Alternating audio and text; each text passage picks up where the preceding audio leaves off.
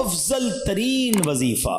جی ہاں، صحابی رسول حضرت شداد بن اوس رضی اللہ تعالیٰ فرماتے ہیں کہ ہم صحابہ کرام علیہ رضوان اللہ پاک کے آخری نبی رسول ہاشمی صلی اللہ تعالیٰ علیہ وسلم کی خدمت میں حاضر تھے.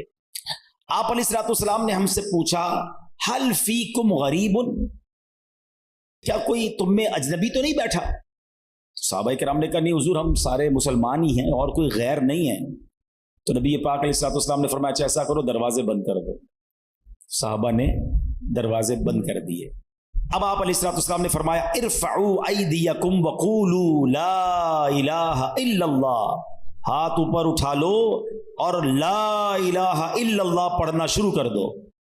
حضرت شداد بن اوس کہتے ہیں ہم سب نے ہاتھ اوپر اٹھائے اور کلمہ پاک پڑھنا شروع کر دیا.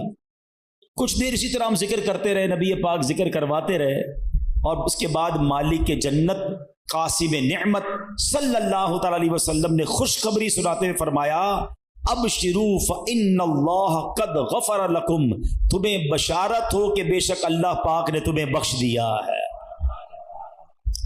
مزید آپ علیہ الصلوۃ والسلام نے یہ بھی فرمایا کہ الحمدللہ، اے اللہ پاک تو نے مجھے یہ پاکیزہ کلمہ دے کر بھیجا، اسے پڑھنے کا حکم دیا اور اس پر جنت کا وعدہ بھی فرمایا، بے شک تو اپنے وعدے کے خلاف نہیں کرتا.